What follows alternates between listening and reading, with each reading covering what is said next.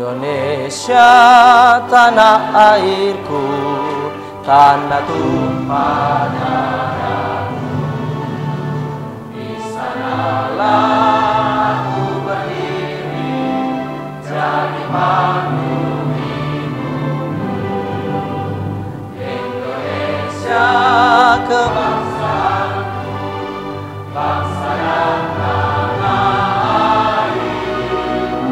Marilah kita berseru, Indonesia bersatu.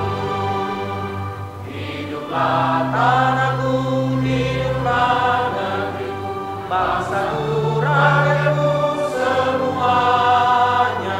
Bangunlah jiwanya, bangunlah badannya, untuk Indonesia Raya. Indonesia Raya, merdeka, merdeka, tanahku negeriku yang tercinta. Indonesia Raya, merdeka, merdeka, hiduplah Indonesia Raya. Indonesia Raya, merdeka, merdeka, tanahku negeriku yang tercinta. Indonesia Raya, merdeka, merdeka, hiduplah Indonesia Raya. Kami dari Bank Indonesia terkait dengan tema yang diusung pada pagi hari ini, yaitu fokus group discussion tentang digitalisasi. Nanti kami akan memaparkan tentang KRIS. Karena sebagai Bank Indonesia, Pak, Bapak dan Ibu, kami memiliki program-program digitalisasi. Tentunya dalam rangka mendukung upaya-upaya akselerasi terhadap ekonomi keuangan digital secara nasional. KRIS itu ada dua sisi. Pertama dari sisi merchant, atau dalam ini mungkin Bapak Ibu lihat ada di pertokoan atau di kios-kios atau di kantin. Itu ada KRIS, itu adalah dari sisi merchant. Di Provinsi Banten, alhamdulillah Ibu, untuk KRIS merchant ini sudah banyak, sekitar 1,51 juta. 1,51 juta Pak Gea. Kemudian dari sisi pengguna di Banten secara keseluruhan itu sudah 2 juta. Jadi kita ini kalau pakai tapping, pakai handphone, itu pengguna sudah sekitar 2 juta. Tentunya alhamdulillah ini adalah istilahnya ranking kelima kita. Secara nasional di Provinsi Banten itu sudah penggunanya sangat banyak. Hari ini bersama dengan Bank Indonesia mensosialisasikan salah satu sistem pembangunan ekonomi yang dilakukan dalam rangka memudahkan Bapak Ibu sekalian dalam melakukan siklus dan sistem ekonomi di dalam gereja dan di dalam jemaat. Secara khusus alat bayar yang bisa digunakan oleh Bapak Ibu sekalian. Barangkali seringkali di antara Bapak Ibu pendeta mungkin sekarang ini sudah tahu bagaimana cara membayar lebih mudah tanpa membawa uang tunai.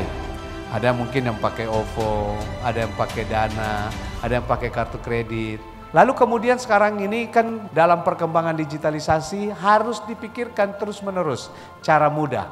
Pada saat COVID kemarin, gereja-gereja juga ada beberapa yang sudah menggunakan sistem alat bayar dengan sistem tap, KRIS begitu ya.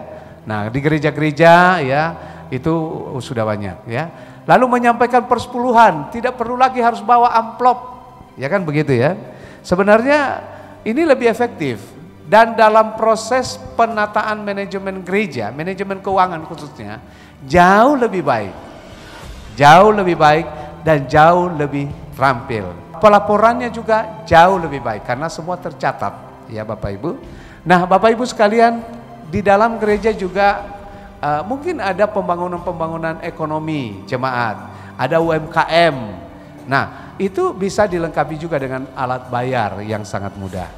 Dengan sistem yang baik, maka pembangunan ekonomi kita juga pasti akan lebih baik. Dan harapan kami bahwa materi hari ini kita tidak hanya mendengarkan, tetapi juga bisa diterapkan untuk menjadi bagian dari pembangunan ekonomi gereja, pembangunan ekonomi jemaat, dan juga secara tidak langsung kita melakukan pembangunan ekonomi Indonesia. Inovasi pembayaran sekarang sudah ke arah digitalisasi. Kenapa Bank Indonesia dan juga Asosiasi Sistem Pembayaran Indonesia itu membentuk sebuah inovasi pembayaran digital? Karena memang kita melihat bahwa tren semakin kesini itu ekonomi sudah semakin terdigitalisasi. Semua orang, saya yakin yang ada di ruangan ini punya handphone, betul Bapak Ibu? Jadi karena memang trennya sudah semakin digital, semua orang sekarang sudah pegang handphone. Rasanya juga bahkan kita ketinggalan dompet itu nggak masalah daripada ketinggalan handphone ya. Jadi tanpa handphone rasanya susah kita untuk berinteraksi, berkomunikasi, bersosialisasi, bahkan juga melakukan transaksi ekonomi. Makanya sekarang sudah ada inovasi pembayaran digital yang disebut dengan KRIS. Apa itu KRIS? KRIS itu singkatan dari QR Code Indonesian Standard, artinya QR Code yang distandarisasi. Kenapa distandarisasi?